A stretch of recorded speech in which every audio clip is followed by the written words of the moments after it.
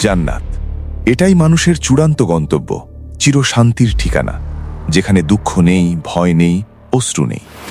প্রতিটি মুমিনের অন্তরের গভীর আকাঙ্ক্ষা হল জান্নাতে প্রবেশ করা, আল্লাহর সন্তুষ্টি অর্জন করা। কিন্তু আমরা অনেকেই জানি না, কিছু কিছু গুনাহ আছে যেগুলো মানুষকে জান্নাতের দরজা থেকেই ফিরিয়ে দেয়। ভয়ঙ্কর ব্যাপার হলো, এসব গুনাহের অনেকগুলোই আমরা নিয়মিত করি, অথচ গুরুত্ব দিই না।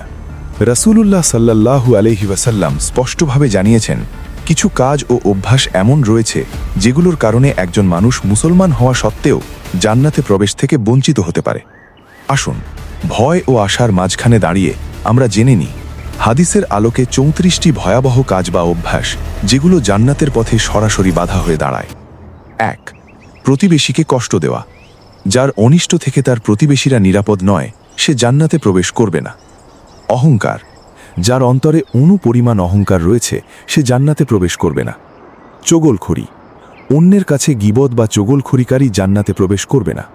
আত্মহত্যা। যে ব্যক্তি যেভাবে আত্মহত্যা করবে, জাহান্নামে তাকে চিরকাল সেই একইভাবে শাস্তি দেওয়া হবে।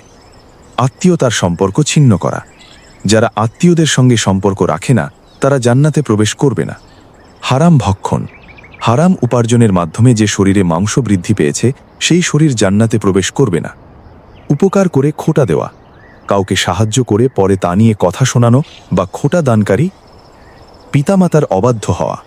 মা বাবার অবাধ্য সন্তান জান্নাতে যাবে না। মদ্যপায়ী। যারা সর্বদা নেশা বা মদ পানে অভ্যস্ত। পিতৃত্ব অস্বীকার করা। যে ব্যক্তি জেনে শুনে নিজেকে অন্য বাবার সন্তান বলে পরিচয় দেয়। দুনিয়াবি স্বার্থে এলম শিক্ষা। যে দিনী শিক্ষা কেবল দুনিয়ার সম্পদ বা সম্মানের জন্য শেখে, সে জান্নাতের ঘ্রাণও পাবে না। তাকদীর অস্বীকার করা। ভাগ্যের ভালো মন্দের ওপর বিশ্বাস না রাখা। জ্যোতিষী। যারা গণক বা জ্যোতিষীর কাছে যায় এবং তাদের কথায় বিশ্বাস করে। জাদুকর। যারা জাদুর চর্চা করে বা জাদুর বৈধতায় বিশ্বাস রাখে। ঋণগ্রস্ত ব্যক্তি। ঋণ পরিশোধ না করা পর্যন্ত জান্নাতে আটকে যেতে পারে। পুরুষ বেশধারী নারী। যেসব নারী পুরুষের বেশ ধারণ করে চলাফেরা করে। দাইয়ুস। যে ব্যক্তি তার পরিবারের নারীদের বেপর্দা ও অশ্লীলতাকে মেনে নেয়। আল্লাহর রাসূলের নাফরমানি। যে ব্যক্তি রাসূলুল্লাহ সাল্লাল্লাহু আলাইহি ওয়াসাল্লামের সুন্নাহ ও আনুগত্যকে অস্বীকার করে। ওয়ারিশকে বঞ্চিত করা। উত্তরাধিকারীকে তার প্রাপ্য সম্পত্তি থেকে বঞ্চিত করা। ব্যভিচারী। বিশেষ করে বৃদ্ধ বয়সে ব্যভিচারে লিপ্ত ব্যক্তি। মিথ্যাবাদী শাসক। জনগণের সাথে মিথ্যা বলা এবং বিশ্বাসঘাতকতা করা শাসক। অহংকারী দরিদ্র। অভাবী হয়েও যে ব্যক্তি অহংকার করে। পায়ের গিড়ার নিচে কাপড় পরা। পুরুষদের জন্য টাকনুর নিচে কাপড় ঝুলিয়ে পরা। মিথ্যা শপথ করে পণ্য বিক্রি। যারা মিথ্যা শপথ করে কাস্টমারের কাছে মাল বিক্রি করে। অকারণে তালাক চাওয়া নারী। যে নারী কোনো যুক্তিসঙ্গত কারণ ছাড়াই স্বামীর কাছে তালাক চায়।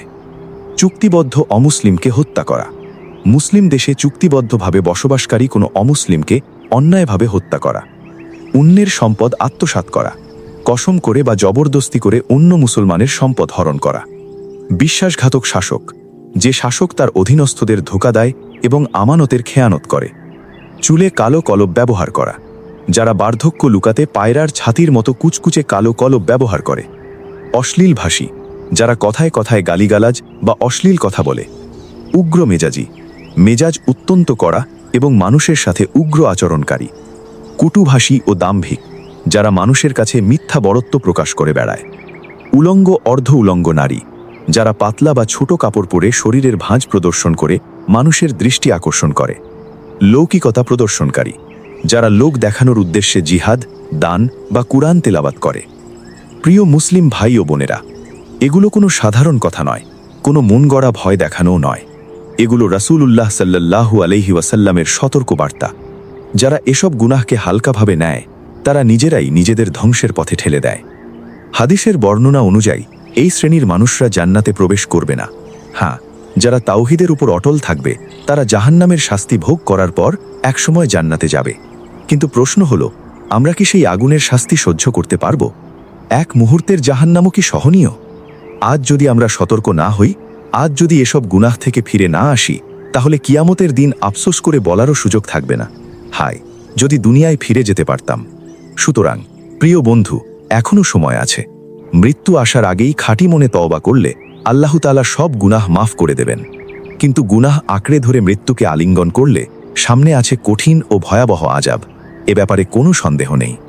আল্লাহ তাআলা যেন আমাদের সবাইকে এসব ধ্বংসাত্মক গুনাহ থেকে বেঁচে থাকার তৌফিক দেন, খাঁটি তওবা করার শক্তি দান করেন এবং জান্নাতুল ফিরদাউসের অধিবাসী হিসেবে কবুল করেন। আমিন ইয়া রাব্বাল আলামিন।